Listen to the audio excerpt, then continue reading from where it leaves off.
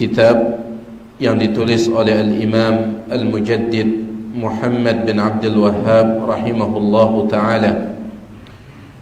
Dan kita masih berada di bab yang kelima,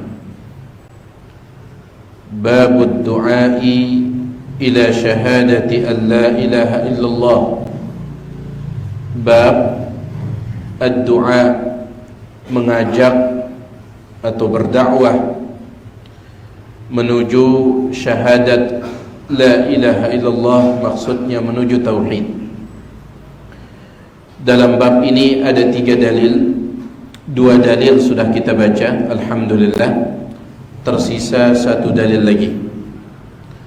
Qala al-muallif rahimahullahu ta'ala, berkata al-Imam Muhammad bin Abdul Wahhab rahimahullahu ta'ala, pelungguh yang punya kitabnya, halaman 11, dalil yang terakhir. Walahuma, dan milik mereka berdua, maksudnya dalam hadis lain yang juga diriwayatkan oleh Imam Bukhari dan Muslim,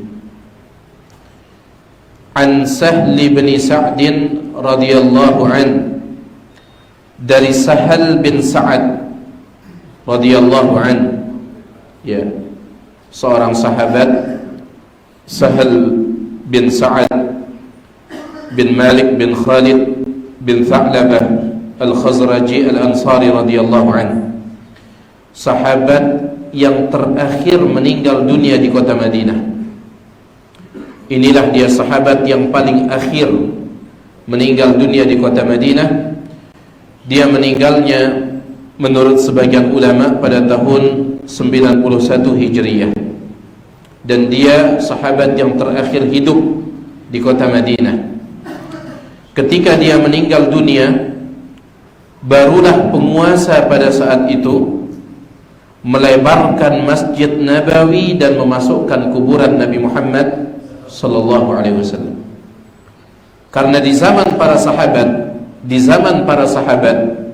Masjid Nabawi sudah beberapa kali dilebarkan, tetapi mereka tidak pernah melebarkannya ke arah kuburan Nabi SAW, karena mereka tahu tidak boleh. Ya. Tetapi ketika meninggal dunia sahabat yang terakhir ini, di saat dia meninggal dunia, kemudian penguasa yang berkuasa saat itu, dengan kekuasaannya dia pun melebarkan Masjid Nabawi, tetapi sayangnya dia lebarkan ke arah kuburan Nabi SAW. Yarhamukallah. Sudah diingatkan oleh para ulama pada saat itu, para tabi'in, atba'ut tabi'in, akan tetapi yang namanya penguasa, mereka punya kekuasaan. Nah, hadis ini datang dari sahabat yang mulia Sahal bin Sa'ad radhiyallahu an, anna Rasulullah sallallahu alaihi wasallam qala, bahwasanya Rasulullah sallallahu alaihi wasallam bersabda, yauma Khaybar, pada hari Khaybar, ya, maksudnya pada perang Khaybar. Perang Khaybar terjadi pada tahun 7 Hijriah. Dan perang tersebut dinamakan dengan perang Khaybar, diambil dari nama tempat terjadinya. Sebuah tempat namanya Khaybar yang merupakan tempat bentengnya orang-orang Yahudi. Benteng pertahanan orang Yahudi itu ada di kota Khaybar. Ya. Oleh karena itu ketika terjadi perang tersebut, maka perang itu disebut dengan perang apa? Khaybar. Dan itu kebiasaan orang Arab. Mereka menamakan sesuatu, terkadang mereka namakan gara-gara tempat terjadinya sesuatu itu. Perang Badar di sebuah tempat namanya Badar. Perang Uhud di sebuah tempat namanya Uhud, Gunung Uhud. Ya. Perjanjian Hudaybiyah, sebuah tempat namanya Hudaybiyah, dan seterusnya. Jadi Nabi sallallahu alaihi wasallam beliau bersabda yauma Khaybar, ketika terjadinya perang Khaybar. Tahun berapa terjadinya? 7 Hijriah ya. Alhamdulillah, antum tidak tidur ya. Alhamdulillah. Baik. Apa kata Nabi SAW? La'u'tiyanna, aku benar-benar akan memberikan ar-rayata, bendera ini. Maksudnya bendera komandan pasukan. Karena orang dahulu mereka berperang itu membawa bendera. Ya. Makanya para ulama mengatakan sebenarnya hormat kepada bendera itu tidak jadi masalah. Hormat kepada bendera itu tidak jadi masalah. Kenapa? Karena memang sejak zaman dahulu bendera itu dihormati. Bendera itu dihormati. Satu hal yang merupakan pantangan ketika terjadi peperangan adalah jangan sampai bendera jatuh. Jangan sampai bendera jatuh. Ketika terjadi perang Mu'tah, yang memegang bendera yang pertama ada seorang sahabat namanya Ja'far bin Abi Thalib. Kemudian setelah dia meninggal dunia dipegang oleh Mus'ab bin Umair. Mus'ab bin Umair dia memegang bendera dengan tangan kanannya. Maka tangan kanannya dipenggal oleh musuh. Maka dia langsung sambar dengan tangan kirinya. Dipenggal oleh musuh tangan kirinya. Maka dia pun langsung memegang bendera dengan sisa tangannya. Yang penting jangan jatuh. Akhirnya musuh pun menombak dia dari belakang punggungnya. Akhirnya dia pun meninggal dunia, langsung bendera tersebut dipegang oleh sahabat yang lain. Jadi sejak zaman dahulu bendera itu sudah dihormati. Sejak zaman dahulu. Jadi tidak benar kalau seandainya seseorang mengatakan hormat kepada bendera termasuk kesyirikan. Tidak jadi masalah. Ya. Dan ini telah dipatwakan oleh sebagian ulama bahwasanya seseorang itu dia menghormati bendera itu sudah berlaku sejak zaman dahulu. Baik, Nabi SAW mengatakan, aku benar-benar akan memberikan ar-rayata, bendera komandan ini, godan besok. Karena Nabi SAW bersabdanya di malam hari, besok aku benar-benar akan berikan bendera ini. Siapa? Rajulan, kepada seorang laki-laki. Yuhibbullaha wa rasulahu. Laki-laki tersebut mencintai Allah dan Rasulnya. Iya. Kalau ini mungkin semua kita punya sifat ini. Antum cinta tidak sama Allah dan Rasulnya? Cinta. Semua kita punya sifat ini insyaallah. Tetapi yang menakjubkan adalah sifat yang kedua. Wa yuhibbuhullahu wa rasuluhu, dan Allah serta Rasulnya mencintai dia. Ini yang luar biasa. Banyak di antara kita cintanya itu bertepuk sebelah tangan. Ini yang berbahaya. Makanya Imam Ibnul Qayyim beliau mengatakan, laisa sya'nu an tuhibba. Bukan yang menjadi tolak ukur Anda mengaku cinta, bukan itu tolak ukurnya. Innama sya'nu an tuhabba. Tetapi yang menjadi tolak ukur apakah Anda juga dicintai. Itu yang jadi tolak ukur. Makanya yang menakjubkan di sini bukan sifat yang pertama, bukan. Yang lebih menakjubkan sifat yang kedua. Aku akan berikan bendera ini kepada seorang laki-laki, dia cinta kepada Allah dan Rasulnya. Banyak di antara kita mengaku cinta kepada Allah dan Rasulnya, tapi sifat yang kedua ini, wa yuhibbuhullahu wa rasuluhu, Allah dan Rasulnya juga mencintai dia. Yaftahullahu, Allah akan memberikan kemenangan ala yadaihi, melalui perantara kedua tangannya. Kenapa Nabi SAW mengatakan seperti ini? Karena Nabi SAW berserta para sahabat sudah lama mengepung Khaybar ini, tetapi tidak tembus-tembus. Khaybar benteng pertahanan siapa? Yahudi. Dan benteng pertahanan mereka itu berlapis-lapis. Berhasil ditaklukkan yang pertama, ternyata masih ada benteng yang kedua. Benteng di dalam benteng, berlapis-lapis. Dan Nabi SAW mengutus pasukannya Abu Bakar. Abu Bakar maju, gak bisa tembus. Setelah itu Umar maju, gak bisa tembus. Akhirnya di malam harinya Nabi SAW menyampaikan ini, besok aku benar-benar akan berikan bendera ini kepada seorang laki-laki. Dia mencintai Allah dan Rasulnya, Allah dan Rasulnya mencintai dia, dan Allah akan berikan kemenangan melalui perantara tangannya. Baik. Ini sifat luar biasa.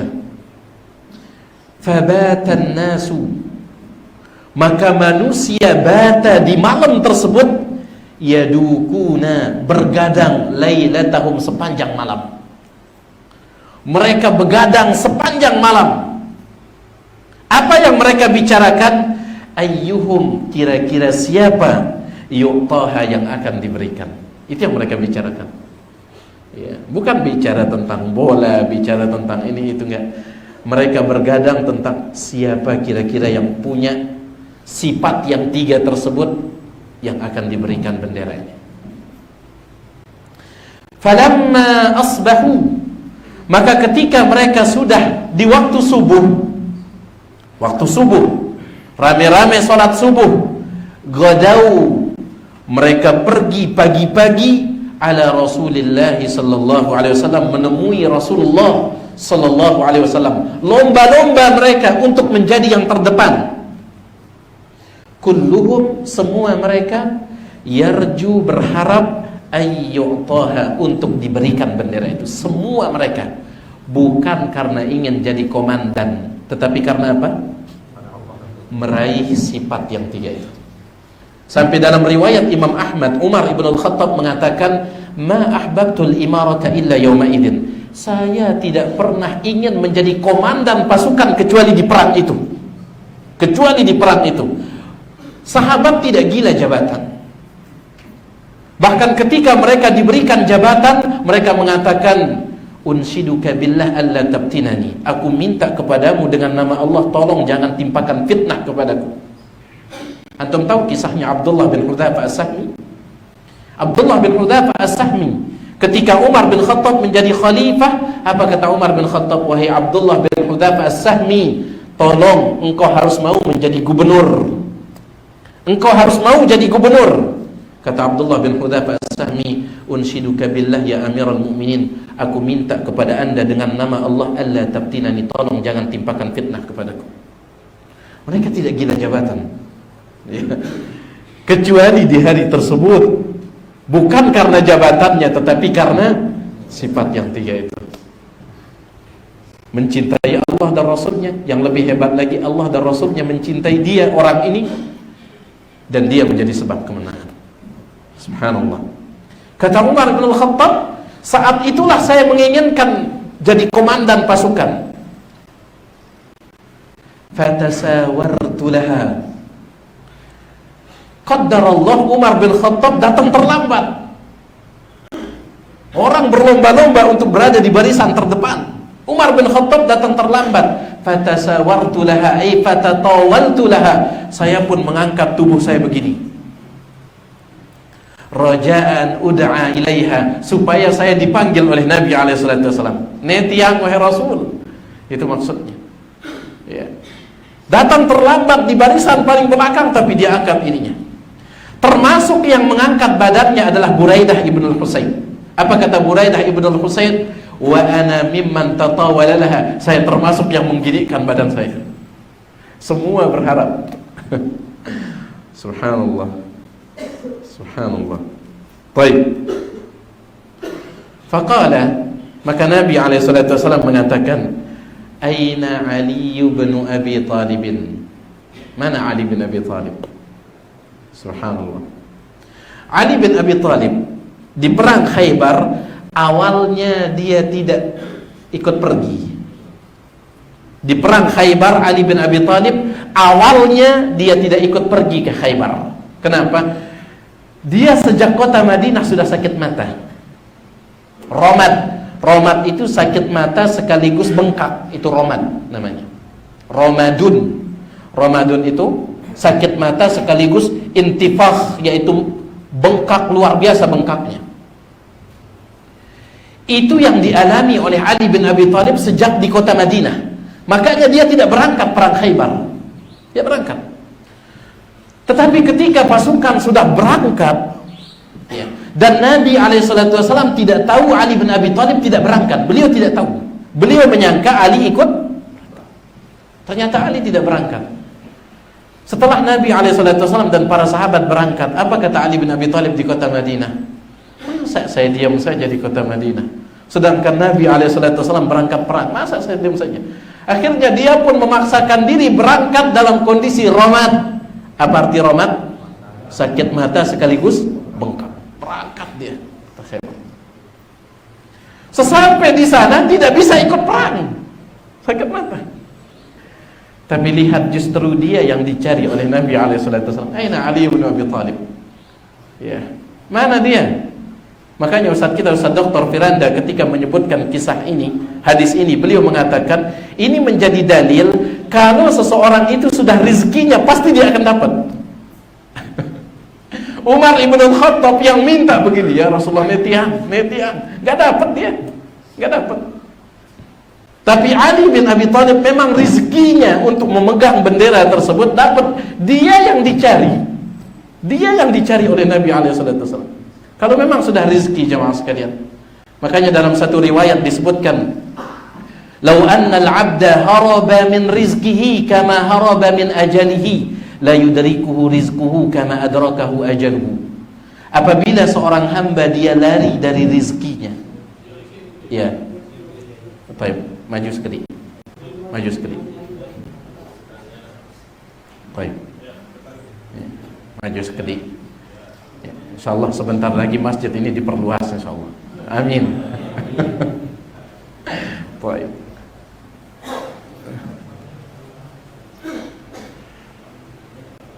Nabi SAW bersabda, "Lau anna al-'abda haraba min rizkihi kama yahrubu min ajalih." Apabila ada seorang hamba dia kabur dari rizkinya, dia lari. Ya, dia lari dari rizkinya sebagaimana dia lari dari ajalnya. La adrakahu aw la yudrikuhu rizquhu kama adrakahu ajaluhu. Dia pasti dijumpai oleh rizkinya sebagaimana dia dijumpai oleh ajalnya. Pasti. Kenapa? Antara rizki dan ajal ini dia berjalan beriringan. Kata Imam Ibn Al-Qayyim dalam kitabnya Al-Fawaid, "Fa inna rizqa wal ajala qarinan." Rizki dan ajal itu bergandengan. "Fama damal ajalu baqiyan kana rizqu atiyan." Selama sisa umur masih ada, maka rizki juga masih ada. Ya. Sisa umur masih ada, rizki juga pasti ada. Karena sebagian orang terkadang mengatakan, gara-gara terlalu miskin, apa kata dia? Ya, lamun aku terang darah rizkinku, katanya. Padahal dia masih hidup. Selama masih bernapas, rizki pasti ada. Rizki pasti ada. Karena seseorang tidak mungkin meninggal dunia kecuali setelah semua jatah rizkinya dia dapatkan. Dalam hadis yang lain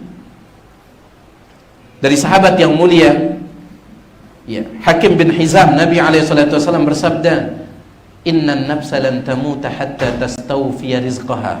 Suatu jiwa tidak mungkin akan mati sampai dia ambil semua rizkinya. Baik. Pernah kita sampaikan kisah yang diceritakan oleh salah seorang syekh kita, Syekh Sulaiman bin Salimullah Ar-Ruhaili hafizahullah ta'ala.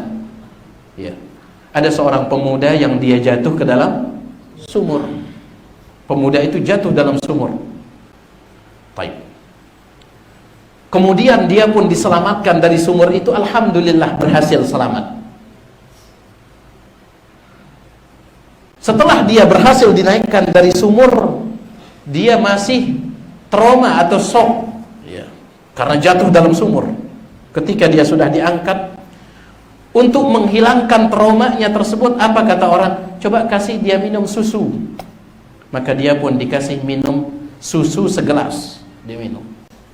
Setelah hilang traumanya, shocknya itu, dia pun ditanya, "Kenapa engkau bisa jatuh?" Dia mengatakan, "Supaya kalian bisa paham ceritanya, ayo kita pergi ke sumur itu." Baik, pergi ke sumur itu.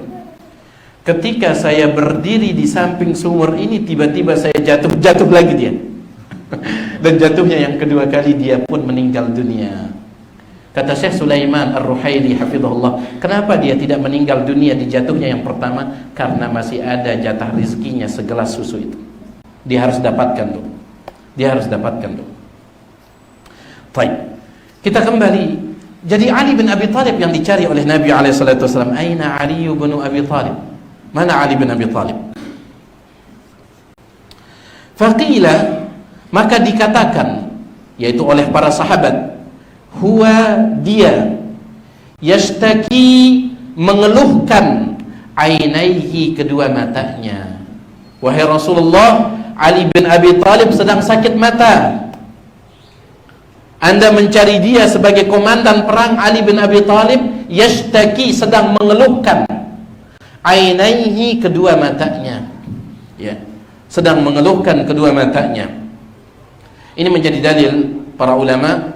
Salah satu dalil para ulama mengatakan tidak mengapa seseorang itu dia mengeluhkan sakitnya selama bukan bentuk protes terhadap takdir Allah Subhanahu wa taala. Contoh misalkan pelunggu sakit kepala, aduh sakit sekali kepala saya. Mengapa? Tidak mengapa. Bahkan Nabi SAW pernah mengucapkan kalimat seperti itu ketika beliau pulang menghantarkan jenazah, dan itu awal sakit beliau, yang setelah itu beliau pun meninggal dunia sallallahu alaihi wasallam. Ketika beliau pulang menghantarkan jenazah, tiba-tiba istri beliau Aisyah mengatakan, wa ra'sa, sakitnya kepalaku wahai Rasulullah. Kata Nabi SAW, ana wa ra'sa, aku yang sakit kepalaku. Ini menjadi dalil tidak mengapa seseorang itu dia menyebutkan sakitnya, yang penting bukan untuk protes terhadap takdir Allah Subhanahu wa taala. Yashtaki, dia mengeluhkan, ainaihi, kedua matanya.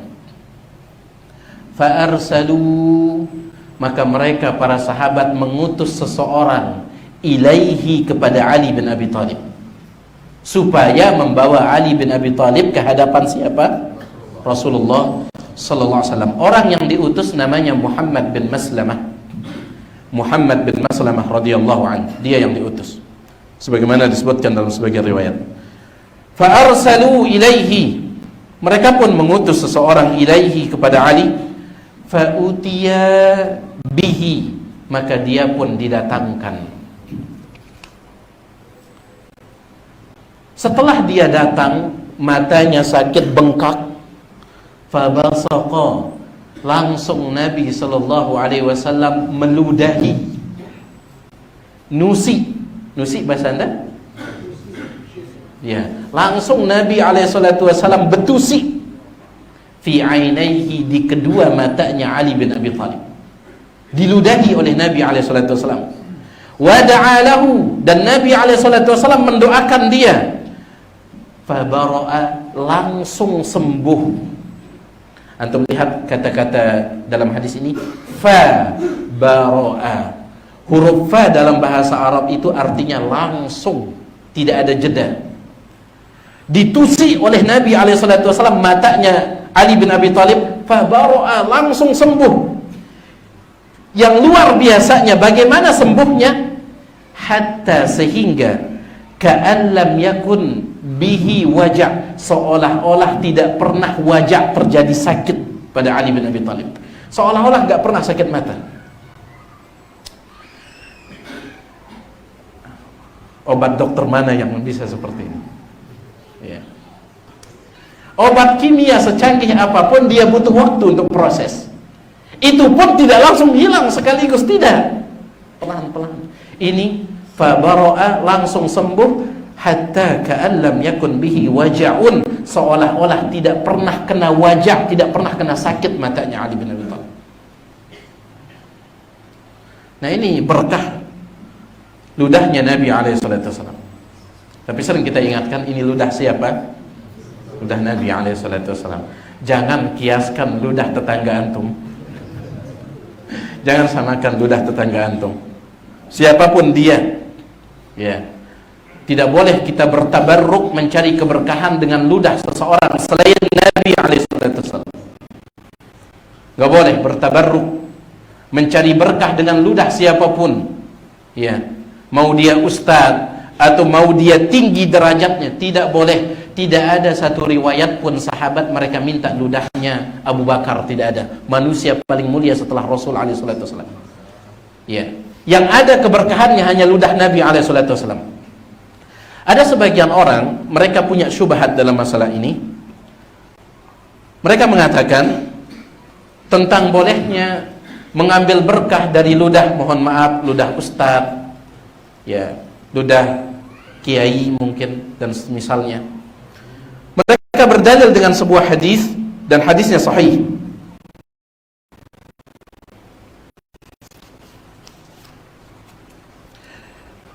Taib, hadisnya sahih diriwayatkan oleh Imam Bukhari dan Muslim dari Aisyah radhiyallahu anha.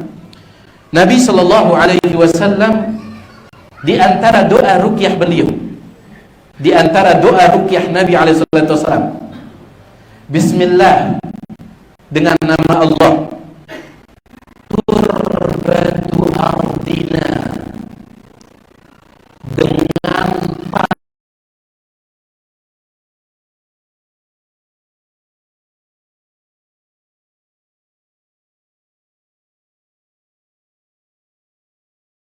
itu yang pertama. Sebagian ulama mengatakan tanah di sini tanah mana? Madinah. Kemudian ludah di sini ludah siapa? Rasul alaihi wasallam.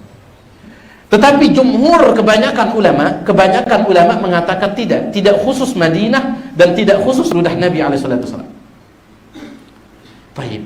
Lalu apa perbedaan dengan ucapan kita tidak boleh mencari berkah dari ludah selain ludah Nabi alaihi wasallam? Kasus yang dibolehkan adalah menggunakan ludah untuk meruqyah, itu yang boleh. Antum bacakan ruqyah yang benar, ayat Al-Quran, doa-doa Nabi SAW, kemudian setelah itu antum tiup, meskipun keluar ludah, ini boleh, karena ini kasus ruqyah. Yang dilarang adalah kasus mencari berkah, yang dilarang. Ya. Bisa antum bedakan? Kan ada sebagian orang dia tidak membaca apapun tetapi langsung dia berikan ludahnya. Ada sebagian orang. Iya. Dia tidak baca ayat Al-Quran untuk meruqyah, dia tidak membaca doa Nabi untuk meruqyah, tapi langsung dia kasih ludahnya. Ida meta apa ini? Tiang meta kesembuhan nih. Beta iman dah. Langsung diberikan ludahnya. Ini yang dilarang, mencari keberkahan dengan ludah itu tidak boleh, kecuali ludahnya siapa? Rasul alaihi wasallam. Adapun kasus ruqyah itu beda. Kasus ruqyah itu beda. Bahkan antum tidak pakai ludah pun kalau ruqyah, yang mempan itu bacaannya.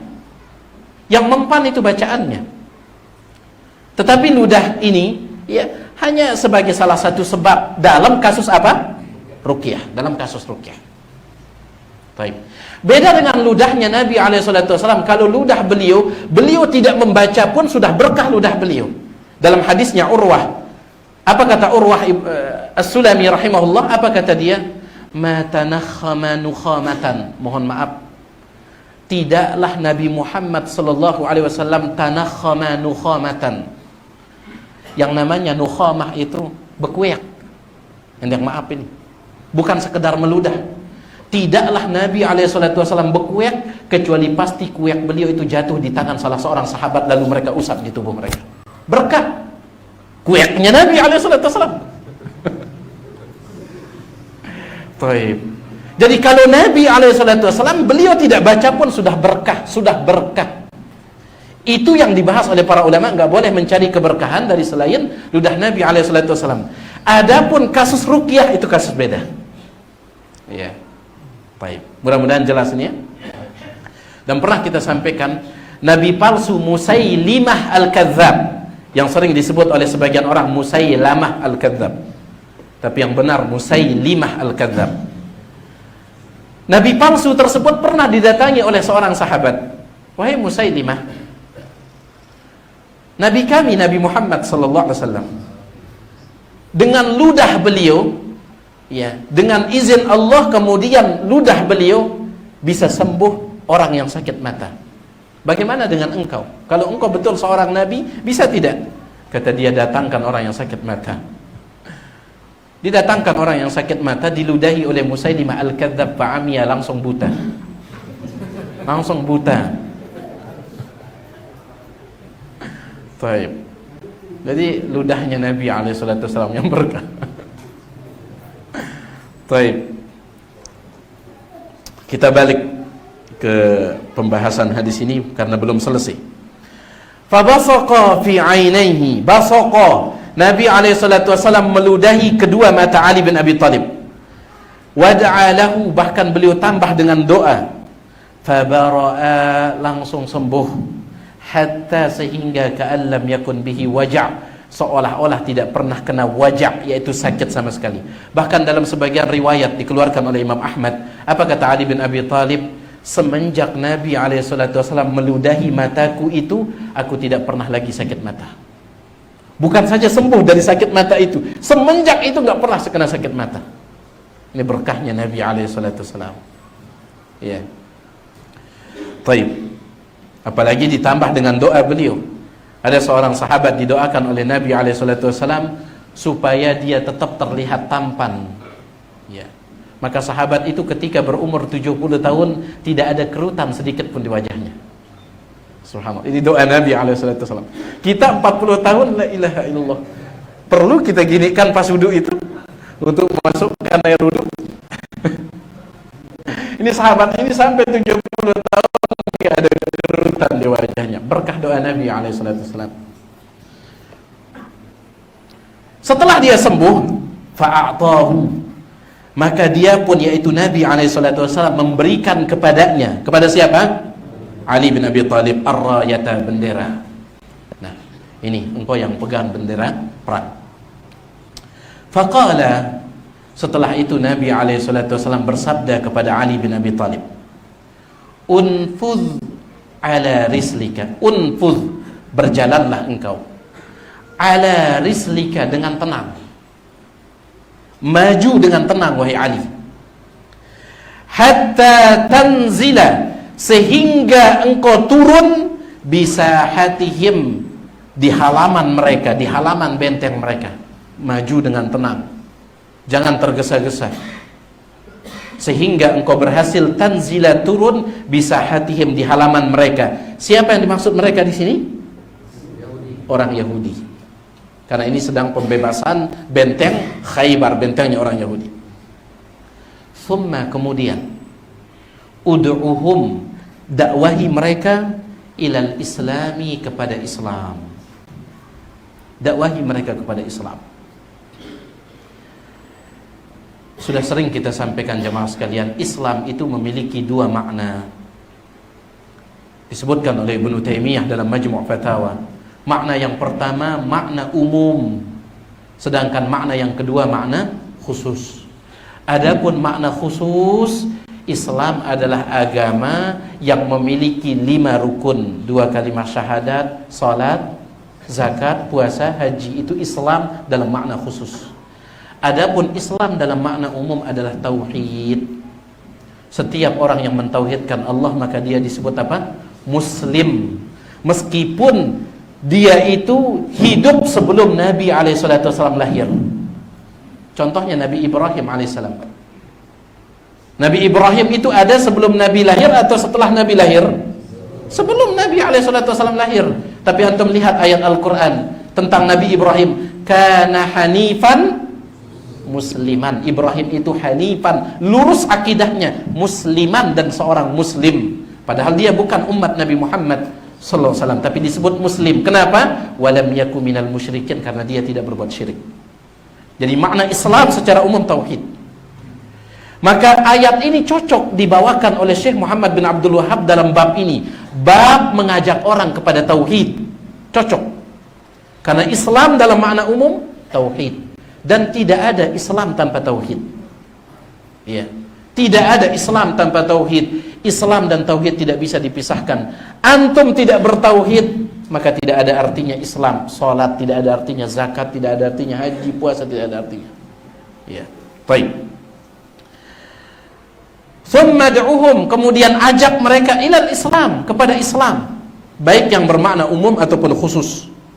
Wa akhbirhum, dan beritahukan kepada mereka, bima yajibu alaihim, tentang apa yang wajib atas mereka untuk jalankan, min haqqillahi ta'ala fihi, dari hak Allah subhanahu wa ta'ala di dalam Islam.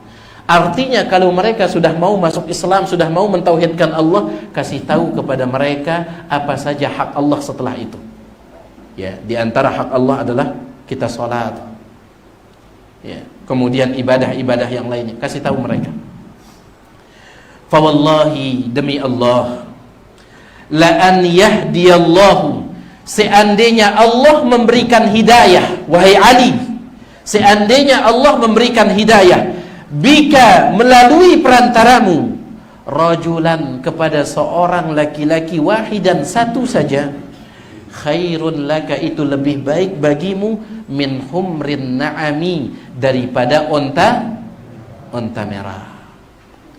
Ya, engkau menjadi perantara seseorang dapat hidayah tauhid, hidayah Islam, maka lebih baik bagimu daripada onta merah. Ulama kita beda pendapat tentang makna onta merah ini. Sebagian ulama mengatakan onta merah itu adalah memang betul di zaman dahulu ada namanya onta merah, dan onta merah itu adalah harta yang paling dibanggakan oleh orang Arab, onta merah. Sebagian ulama mengatakan onta merah itu bahasa kiasan untuk menyebut dunia dan seisinya. Ya, dunia dan seisinya. Artinya, kalau Anda menjadi perantara orang lain mendapatkan hidayah, itu lebih baik bagi Anda daripada dunia dan seisinya. Ya, dunia dan seisinya. Oleh karena itu, subhanallah jemaah sekalian, ketika antum berhasil dengan izin Allah menjadi perantara orang lain dapat hidayah, jangan antum merasa berjasa sama orang itu. Justru antum ucapkan terima kasih sama orang itu. Kenapa? Karena dia sudah mau menjadi sebab antum dapat apa? Onta merah. Ya, antum menjadi sebab dia dapat hidayah, tetapi dia menjadi sebab antum dapat onta merah. Ya, saya pernah dengar rekaman ceramahnya Ustadz kita, Ustadz Armian Halim Naru rahimahullah ta'ala. Beliau menceritakan tentang seorang yang datang kepada beliau, di mana orang ini dia sering berbuat dosa dan maksiat. Tapi orang itu kayaknya dia bosan sudah berbuat dosa maksiat. Datang kepada Ustadz untuk minta nasihat. Dinasihati oleh Ustadz sampai dia menangis. Ya, karena antum tahu Ustadz Armian Halim Naru, subhanallah. Ya, suara beliau saja itu sudah menembus hati. Ya, apalagi untaian nasihat beliau. Beliau kasih nasihat sampai nangis. Kemudian orang itu berjanji untuk menjadi orang yang taat menjalankan agama. Dia mengatakan kepada Ustadz, Ustadz, terima kasih Ustadz. Apa kata Ustadz Armian Halim Naru? Justru saya yang berterima kasih kepada antum. Ya, saya berterima kasih kepada antum. Kenapa? Karena antum menjadi sebab saya mendapatkan, insya Allah mendapatkan apa? Onta merah. Insya Allah mendapatkan onta merah. Jadi jangan merasa berjasa. Ya, kalau bukan gara-gara saya dia nggak akan dapat. Jangan. Baik. Itulah dia hadis yang terakhir di bab yang kelima ini. Dan hadis ini jemaah sekalian sekali lagi menganjurkan kita untuk berdakwah, mengajak orang kepada apa? Kepada tauhid. Ya. Dan ingat, kita harus punya sifat rahmah di dalam dakwah ini. Ya. Tadi malam saya menyampaikan satu kisah yang dibawakan oleh Imam Ibnu Katsir dalam tafsirnya, kisahnya Umar bin Khattab radhiyallahu anhu. Dan Syekh Abdul Razak beliau mengatakan ketika menyampaikan kisah itu, Syekh Abdul Razak beliau mengatakan, saya mohon kepada antum semua sebarkan kisah ini. Ya. Saya mohon kepada antum semua, kata Syekh Abdul Razak, sebarkan kisah ini, ceritakan cerita ini. Terutama untuk kita ikhwan salafiyun, untuk kita ikhwah ahlussunnati wal jamaah. Ya. Tadi malam saya ceritakan kisah itu karena ada pertanyaan yang mirip dengan sebab kisah itu. Ada yang bertanya, teman dia dulu rajin ngaji sunnah, tapi sekarang temannya itu mulai ngilang. Kemudian dibicarakan oleh banyak orang sesama sunnah. Ya. Itu dulu pernah terjadi di zamannya Umar bin Khattab. Ada seorang laki-laki dari Syam, dia sering datang menemui Umar bin Khattab, sering datang. Tiba-tiba orang tersebut tidak lagi muncul di hadapan Umar bin Khattab. Maka Umar pun nanya, kemana si fulan? Maka sahabat yang lain mengatakan, laqad tataba'a ala hadha syarab, dia sudah mulai minum khamr, kecanduan minum khamr. Maka Umar bin Khattab mengatakan kepada juru tulisnya, sini tulis. Kemudian ditulis, dari Umar ibn al-Khattab radhiyallahu an kepada Fulan bin Fulan, aku memuji Allah subhanahu wa ta'ala dengan kondisimu yang sangat baik di dahulu itu, ya. Aku ingatkan engkau bahwasanya Allah itu maha pengampun, Allah itu maha menerima taubat, tapi ingat Allah juga maha keras siksanya, ya. Baik. Setelah selesai ditulis surat itu, Umar bin Khattab mengatakan, ud'u li akhikum, doakan saudara kalian, mudah-mudahan dia mau datang dengan membawa hatinya bertaubat kepada Allah Subhanahu wa taala. Ketika surat itu sampai di tangan laki-laki itu, apa kata laki-laki tersebut? Dia pun membacanya, wa yuraddiduhu, dan berulang-ulang dia baca. Dia baca selesai, ulang lagi. Dia baca selesai, ulang lagi. Sambil dia mengatakan, Amirul Mukminin telah mengingatkanku tentang Allah Subhanahu wa taala yang maha keras siksanya, akan tetapi beliau menjanjikan kepadaku bahwasanya Allah juga maha pengampun. Akhirnya laki-laki itu bertaubat dan kemudian baik Islamnya. Sampai kepada Umar berita tersebut. Apa kata Umar kepada teman-temannya? Ya, isna'u li akhikum atau isna'u mithla hadha, lakukanlah seperti ini ketika kalian melihat ada saudara kalian yang tergelincir. Lakukan seperti ini. Jangan justru kalian menjadi penolong-penolong bagi syaitan terhadap saudara kalian. Jemaah sekalian, ketika ada saudara kita yang justru mulai jarang kajian, kalau kita gibahin bisa jadi semakin menjauh dia. Berarti secara otomatis kita menjadi pembantu syaitan untuk menjauhkan dia dari agama Allah SWT. Ya. Makanya Syekh Abdul Razak beliau mengatakan, saya mohon sebarkan kisah ini, kata Syekh Abdul Razak. Kenapa? Karena orang-orang yang jatuh dalam dosa dan maksiat di zaman ini, yang mereka butuhkan adalah uluran tangan kita, bukan cibiran lisan kita, kata. Yang mereka butuhkan uluran tangan kita, bukan cibiran lisan kita. Tapi ini dia apa yang bisa Tiang sampaikan. Yang maaf atas segala kekurangan, mudah-mudahan ada manfaatnya. Kalau ada yang ingin ditanyakan, Tiang persilahkan selesai azan. Oh, selesai babnya ini. Insyaallah nanti kita lanjut ya setelah lebaran insyaallah. Sila kalau ada yang ingin ditanyakan selesai azan insyaallah. Azan dulu. Allahu akbar,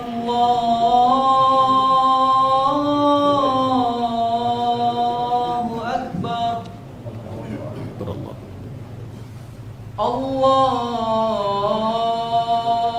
akbar, Allahu akbar. Asyhadu an la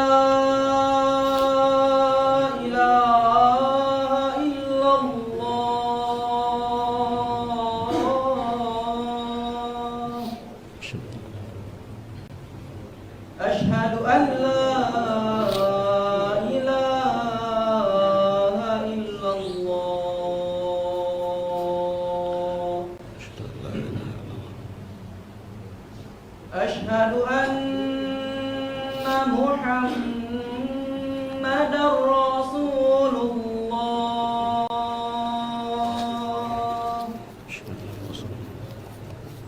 Asyhadu anna Muhammadar Rasulullah.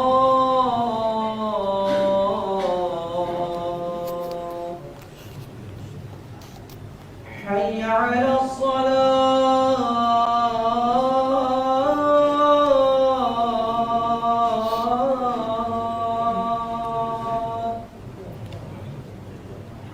حي على الصلاة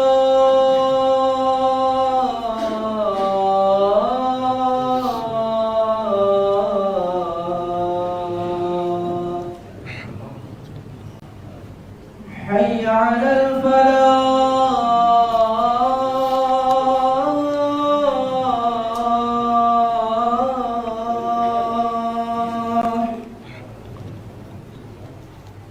حي على الفلاح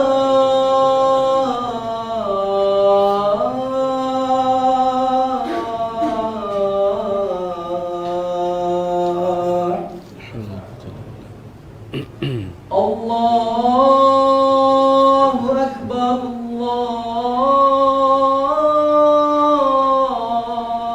Allahu Akbar. La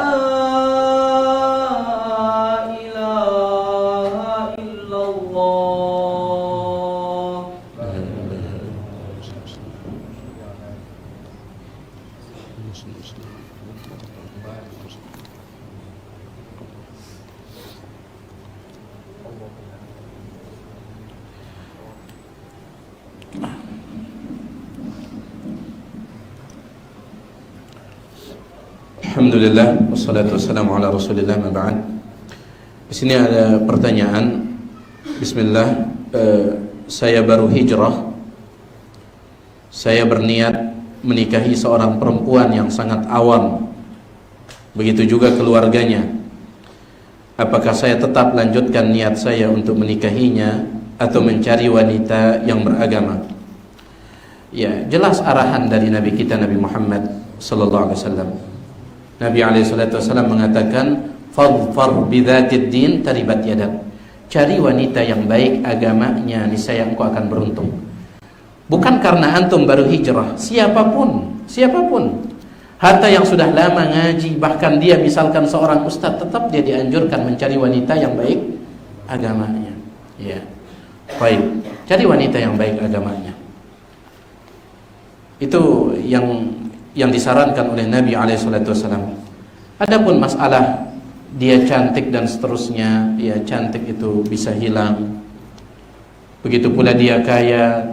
Kalau dia tidak punya agama, kemudian hanya kaya, bisa jadi itu membuat dia sombong dan seterusnya. Cari yang baik agamanya. Wallahu ta'ala a'la wa a'lam.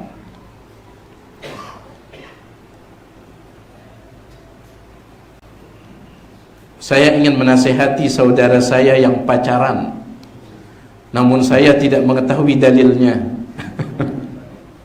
Apakah dalilnya?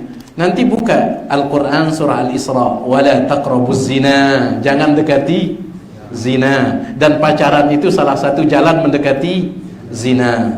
Wala taqrabuz zina, jangan dekati zina, jangan dekati zina. Ya, baik, sampaikan seperti itu, tapi dengan cara yang baik. Baik, di sini ada pertanyaan dari yang ngelihat, ya, yang nonton. Assalamualaikum warahmatullahi wabarakatuh. Bagaimana teknik atau cara berdoa dengan bacaan Al-Quran tadi, ruqyah itu? Apakah kita niatkan saja atau baca doa-doa minta kesembuhan dulu sebelum membaca Al-Qurannya, atau bagaimana? Apakah ada ayat-ayat khusus dari Al-Quran yang kita baca selain Al-Fatihah atau surat tertentu? Ya, niatkan ruqyah, niatkan antum baca sebagai ruqyah, dan tidak ada surat tertentu. Semua ayat Al-Quran dan surah Al-Quran itu bisa menjadi sebab kesembuhan dengan izin Allah Subhanahu wa ta'ala. Disebutkan oleh Imam Ibnul Qayyim dalam kitabnya Ad-Da' wa Dawa, ketika beliau menjelaskan firman Allah Subhanahu wa ta'ala, wa nunazzilu minal qur'ani ma huwa shifa, dan kami turunkan dari Al-Quran itu, di dalam Al-Quran itu kesembuhan. Kata Imam Ibnul Qayyim, berarti Al-Quran ini semuanya bisa dijadikan sebagai bacaan ruqyah, meskipun tentu ada surat-surat tertentu yang memang dia memiliki keistimewaan tersendiri. Tapi bukan berarti surah yang lain tidak bisa.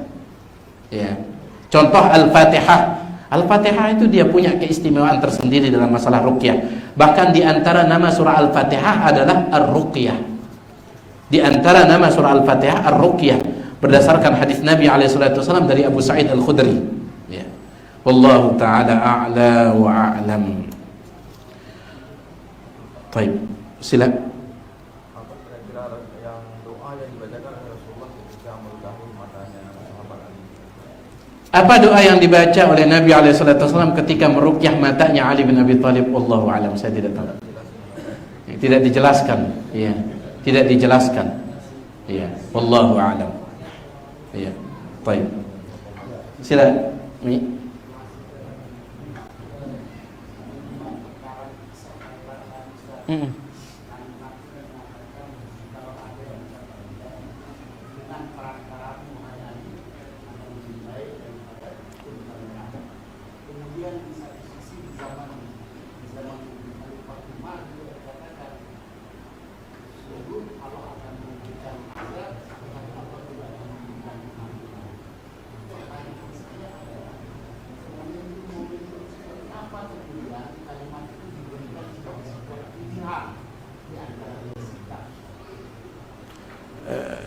Itu pertama ucapan Umar Ibn Khattab itu dalam kasus apa? Dalam kasus damai, cerita damai tidak ada pertempuran seperti Khaybar. Sementara Khaybar ada pertempuran, sehingga diberikan dua pilihan, kalau ada orang Yahudi masuk Islam lantaran wahai Ali itu lebih baik daripada unta merah. Bisa di sisi lain ya, Khalifah Umar menasihati sahabat mengatakan azab Allah jauh lebih tinggi, tapi ampunan Allah jauh lebih besar. Oh iya, kisah yang tadi itu ya. Baik. Kira-kira dalam momen itu apa dua pilihan kemudian dikedepankan? Baik. Itulah mereka fikihnya orang-orang soleh seperti itu. Ya, pemahamannya orang soleh itu memang seperti itu. Makanya antum lihat banyak hadis Nabi SAW yang menyebutkan ada orang datang kepada Nabi SAW minta nasihat, dan nasihat beliau macam-macam. Ya. Ada yang beliau nasihati, la taghdab, jangan marah. Orang itu mengatakan, tolong nasihat yang lain wahai Rasul, la taghdab, jangan marah. Itu terus diulang-ulang. Yang lain minta nasihat, beliau nasihati yang lain. Yang lain minta nasihat, lain lagi nasihatnya. Itu fikih orang saleh, pemahaman orang saleh. Dijelaskan oleh para ulama, kenapa kok bisa beda-beda ucapannya? Seperti kasus Umar bin Khattab juga, kenapa beda-beda? Melihat kondisi. Jadi Ali bin Abi Thalib itu dimotivasi oleh Nabi SAW, kalau ada yang dapat hidayah dengan izin Allah melalui perantaramu lebih baik daripada unta merah, supaya Ali bin Abi Thalib nanti ketika maju itu dia lebih mengedepankan motivasi dakwah daripada perang. Motivasi dakwah daripada perang. Baik, itu yang pertama. Sedangkan Umar ibn al-Khattab dia mengingatkan bahwasanya Allah itu keras siksanya tetapi lebih besar ampunannya. Kenapa? Karena beliau tahu yang akan didakwahi ini seorang muslim. Hanya saja muslim ini dia terbawa arus oleh hawa nafsunya. Beda dengan yang didakwahi oleh Ali bin Abi Thalib, orang non muslim. Makanya dimotivasi oleh Nabi SAW. Ya. Sedangkan ini seorang muslim yang dia sudah berislam dan dia sudah bertauhid, hanya saja dia tenggelam dalam dosa. Maka di sini kita berikan dia harapan. Karena sebagian orang terkadang menghilangkan harapan dari manusia terkadang. Ya, bahkan sebagian ulama mengatakan di antara dosa besar adalah ketika kita menghilangkan harapan dari orang yang berada di dalam dosa dan maksiat. Kita mengatakan, aduh kalau antum jasang darah ampunan Rana. Ya, darah ampunan. Kenapa? Bandit dan biliannya riba, darah ampunan lah hidayah. Ya. Baik. Kasih dia harapan, katakan ayo bertaubat. Ya. Allah itu maha keras siksanya, tetapi bagaimanapun besar dosa, kalau antum mau bertaubat insyaallah ampunan Allah jauh lebih besar. Jadi lihat kondisi. Ya, lihat kondisi. Makanya sebagian ulama mengatakan ada dua sifat, sebenarnya tiga. Pertama cinta, yang kedua takut, yang ketiga apa? Harap. Ya. Sebagian ulama mengatakan, kapan kita kedepankan rasa takut? Ketika kita sedang dalam kondisi sedang sehat, kemudian khawatir kita akan terlena oleh dunia. Di sini kedepankan rasa takut. Coba baca ayat-ayat tentang ancaman. Kenapa? Karena biasanya manusia ketika dia sehat, dunianya luas, biasanya dia lalai. Maka di sini supaya dia tidak lalai, dia perbanyak membaca ayat-ayat ancaman. Tapi ketika seseorang itu dalam kondisi sedang di titik rendah misalkan, ya, dia penuh dosa, kemudian ini coba dia baca, ya, dan dia ingin bertaubat tetapi banyak orang mengatakan dosamu terlalu besar, maka dia baca ayat-ayat tentang ampunan Allah Subhanahu wa taala. Mudah-mudahan dengan itu semakin tumbuh harapannya. Ya, jadi tergantung kondisi jemaah sekalian, tergantung kondisi. Wallahu taala a'la wa a'lam. Ya, silakan. Biasanya pelunggu jadi penutup ya, supaya pengajian kita ini persis sebagaimana firman Allah Subhanahu wa taala, khitamuhu miskun, penutupnya adalah sesuatu yang wangi.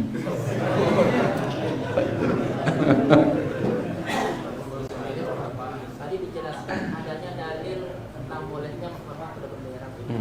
Bagaimana kalau kan biasa dalam apel upacara itu ada banyak hormat pemimpin, hormat pembina, bolehkah gitu? Baik.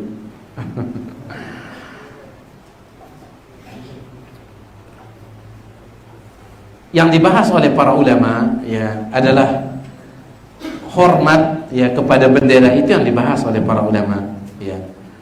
Karena ada yang mengatakan hormat kepada bendera itu adalah syirik. Ya. Iya, kalau seandainya diyakini bahwasanya bendera itu adalah Tuhan selain daripada Allah. Tapi kayaknya tidak ada. Tidak ada yang punya keyakinan itu. Makanya Ustaz kita, Ustaz Dr. Firanda, ketika ditanya tentang ini, Ustaz kita, Ustaz Dr. Firanda, beliau mengatakan, saya yakin kata beliau. Ya. Insya Allah tidak ada warga negara ketika dia begini kepada bendera ada keyakinan ini Tuhan selain daripada Allah. Ya. Jadi itu yang dibahas oleh para ulama. Adapun misalkan manusia dan yang lainnya, sebaiknya ya, ini sebaiknya tidak dilakukan hal yang seperti itu. Kenapa? Karena dikhawatirkan akan menimbulkan di dalam perasaan orang yang diagungkan seperti itu akan muncul hal-hal yang tidak diinginkan. Antum lihat saja, menyambut orang dengan cara berdiri, menyambut guru dengan cara berdiri. Guru masuk ihtiram hayyu misalkan. Semua murid berdiri. Apa kata Nabi SAW? Man ahabba an yumtathala lahu qa'iman aw qiyaman falyatabawa maq'adahu minan nar. Barang siapa yang suka disambut dengan cara berdiri, silahkan dia pesan tempatnya di neraka. Sampai seperti itu. Ya. Jadi oleh karena itu kalau yang lain ini sebaiknya ya. Cuman bagaimanapun kita hidup di negara ini. Ya. Baik. Wallahu ta'ala a'la wa a'lam. Ya, sebelum beliau Mami dulu, Pak Tuan dulu. Jadi pertanyaan tadi malam belum tuntas juga belum dikuas Ustaz ya. Mudah-mudahan ada solusi terkait masalah saum yaumul arafah. Sekarang kita berselisih antara Indonesia dengan India. Kita disyariatkan untuk berpuasa bagi yang tidak berhaji di saat mereka wukuf di Arafah. Sementara mereka wukufnya besok, kita masih tanggal 8. Di saat mereka menyembelih kita di situ tanggal 9 di sini. Bagaimana kita sikapi? Baik. Yang pertama,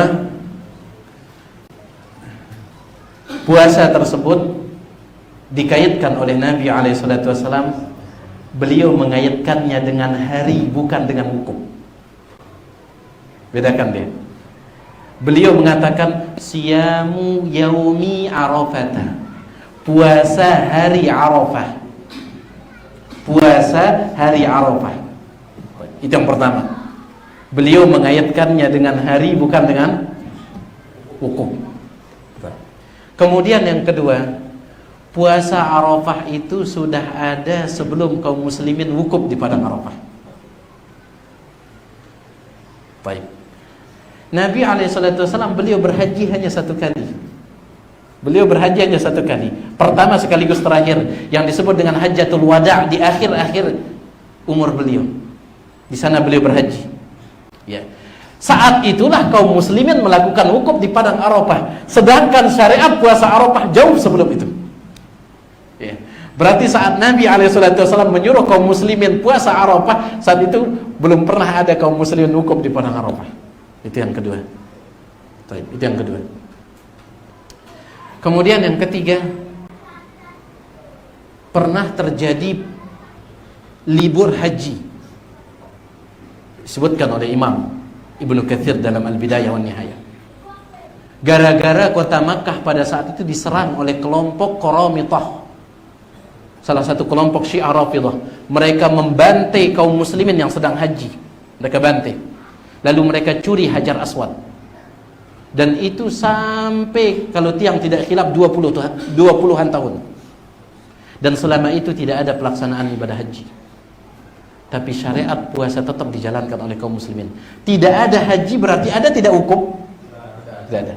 Selama itu tidak ada haji, dan tidak ada wukuf, tapi tetap dilaksanakan puasa oleh kaum muslimin. Ya, puasa oleh kaum muslimin. Baik. Itu dia yang ketiga. Yang keempat, sebagaimana disebutkan oleh Ustaz kita, Ustaz Yazid bin Abdul Qadir Jawas, hafizahullah. Sebagian orang dia mengambil jalan pertengahan. Ada 3 model manusia terkait dengan ini. Yang pertama, dia ikut Saudi Arabia, Arafah dan lebarannya. Sebagian manusia. Sebagian manusia dia ikut negaranya, negara Indonesia, Arafah dan lebarannya. Sebagian manusia dia ikut Arafahnya saja Saudi, lebarannya ikut Indonesia. Baik. Kalau seandainya antum ambil model yang ketiga ini, Arafahnya saja ikut Saudi, lebarannya ikut Indonesia, berarti ada satu hari yang kosong di tengah. Betul tidak? Baik. Kita Arafahnya hari Rabu, Saudi hari Selasa. Kita lebarannya hari Kamis, berarti hari Rabu ini ngapain orang ini? Ngapain dia? Sedangkan Arafahnya sudah dia. Sedangkan lebarannya lusa. Hari yang kosong ini dia mau ngapain di sini? Baik. Oleh karena itu wallahu taala a'la wa alam, meskipun ini masalah khilaf jemaah sekalian, ini masalah khilaf. Dan kemudian juga Allah Subhanahu wa taala mengaitkan semuanya itu dengan hilal. Hilal. Termasuk haji juga. Ustaz kita Ustaz Badrul Salam baru saja menjelaskan masalah ini. Terkait haji juga Allah kaitkan dengan hilal. Yas'alunaka 'anil ahillah, mereka bertanya kepadamu tentang hilal. Qul hiya mawaqitu lin-nasi.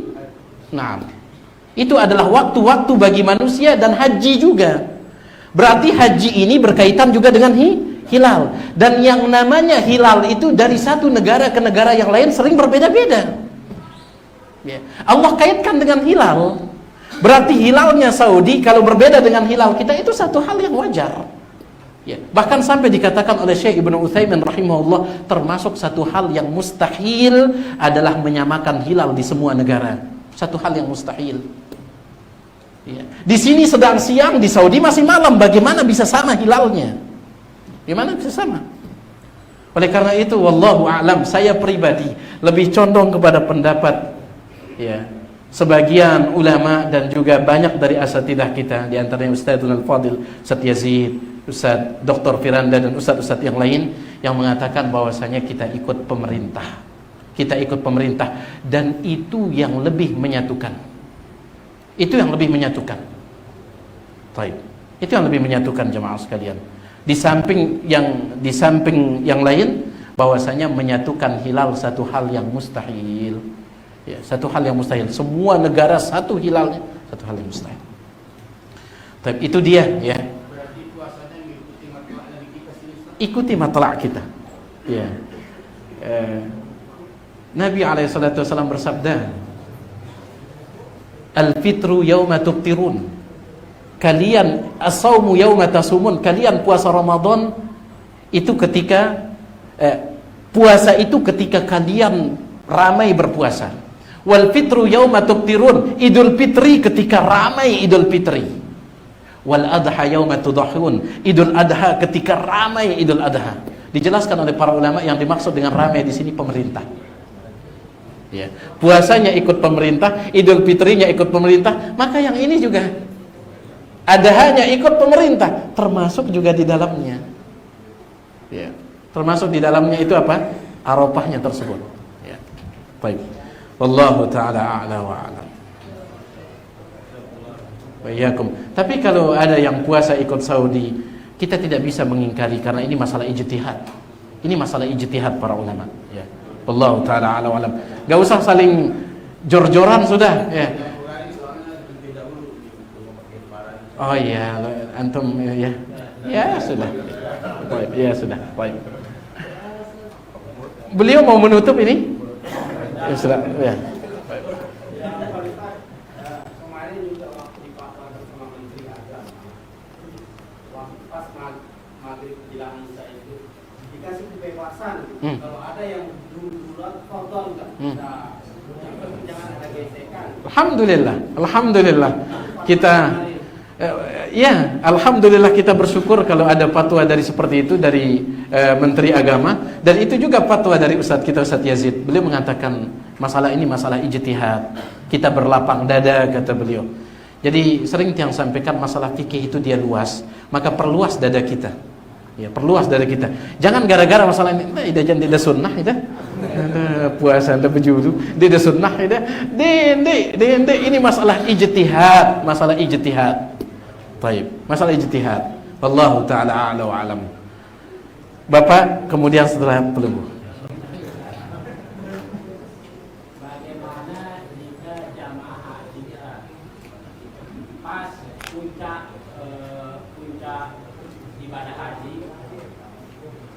jamaah tersebut menemukan kendala Ustaz, entah sakit atau hal yang tidak diinginkan, akhirnya dia tidak ikut melakukan rutinitas puncak ibadah haji itu Ustaz. Apakah seharusnya yang dilakukan jamaah tersebut Ustaz? Apakah membayar aswafi, jam dan lain-lain? Apa yang dia tinggalkan? Bahwa pas waktu wukuf dia jamaah tersebut tiba-tiba sakit Ustaz. Nggak ikut wukuf. Dan wukuf puncak ibadah haji tersebut. Kalau tidak ikut wukuf tidak ada pilihan. Kalau tidak ikut wukuf maka tidak sah puasa hajinya. Nggak ada pilihan. Harus dia ulang tahun depan hajinya. Iya. Apanya? Kalau wukuf dia harus wukuf ya. Hatta dia ucapkan seperti itu dia harus ulang. Kenapa? Karena Nabi SAW mengatakan al-hajju Arafah. Haji itu tentang Arafah. Ya, tentang Arafah. Oleh karena itu dan ini pernah ditanyakan kepada ustadz kita, beberapa asatizah kita tentang masalah ini. Setidaknya dia minta dihantarkan. Yang penting dia dapat wukuf meskipun tidak disyaratkan dia wukuf itu dari awal sampai akhir. Yang penting dia dapat wukuf di sebagian waktu. Kalau misalkan dia sakit, dia minta dihantarkan ke sana. Kalau memang dia sudah tidak sanggup misalkan, ya nanti dia bisa ini. Ya. Intinya dia dapat wukuf, Ya. Bahkan pernah ditanyakan kepada Syekh Utsaimin juga. Syekh Utsaimin mengatakan tahun depan dia tidak berdosa kalau dia tinggalkan gara-gara uzur, dia tidak berdosa, tapi tahun depan dia ulangi kata beliau. Tahun depan itu yang repot, tahun depan ulangi ini itu repot ya. Wallahu taala a'lam wa alam. Kalau wukuf yang ditinggalkan ya. Wallahu alam. Terakhir. Pertanyaannya satu tapi jawabannya dua Ustaz. Allah.